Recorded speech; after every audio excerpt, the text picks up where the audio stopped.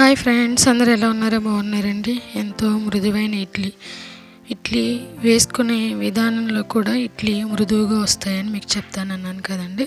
ముందుగా ఓ మంచి మాట, మనం పుట్టినప్పుడు పేరుండదు, ఊపిరి మాత్రమే ఉంటుంది.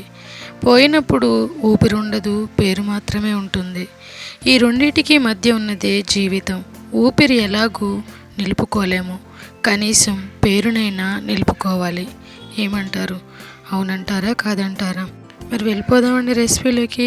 ఇంక లేట్ చేయకుండా ముందుగా చట్నీ చేసుకుందామండి. మరి ఇడ్లీలోకి చట్నీ ఉంటేనే కదా ఇడ్లీ టేస్ట్ బాగుంటుంది. ముందుగా చక్కగా స్టవ్ వెలిగించి బాండి పెట్టుకొని అందులో ఆయిల్ వేసుకొని చట్నీకి కావలసిన పల్లీలు, కొంచెం పచ్చెనపప్పు, అలాగే కొంచెం మినపప్పు, పొట్టు మినపప్పు అండి, కొంచెం పొట్టు మినపప్పు, అలాగే కొన్ని ఆవాలు వేసుకొని ముందు ఫ్రై చేసుకుందామండి.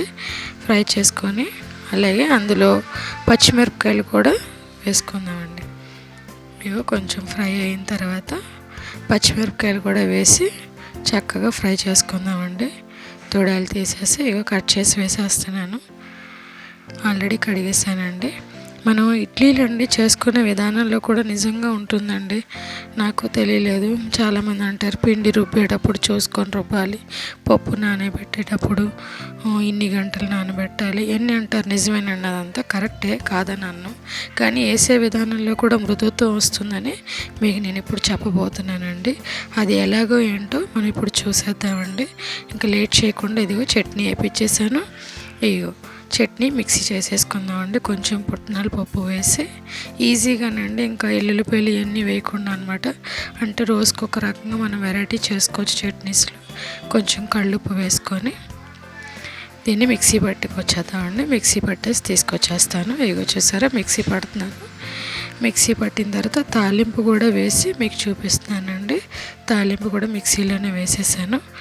ఇప్పుడు మనం ప్రాసెస్లోనికి వెళ్ళిపోదామండి. ఇడ్లీలు వేసేసుకుందాం. వెళ్ళి ముందుగా రేకులు తీసుకోనండి. రేకులు చక్కగా క్లీన్ చేసుకొని ఇదిగో చూసారా, క్లాత్ కట్ చేసి ఇలా వేసానండి నేను. ఇది వైట్ కలర్ క్లాత్ ఒకటి తీసుకోనండి. పంచ్ క్లాత్ ఉంది, కండువనండి, అది కట్ చేసి ఇలా వేసాను అనమాట. దీని మీద వేసిన ఇడ్లీలు చాలా చాలా మృదువుగా వస్తాయండి. ముందుగా క్లాత్ కట్ చేసేసుకొని మనం రెడీ చేసుకొని ఆ క్లాత్ నుండి వేసేటప్పుడు తడపాలండి. తడిపేసి పిండేసండి, అప్పుడు ఈ రేకుల మీద వేసుకొని మనం ఇడ్లీ వేసుకోవాలన్నమాట.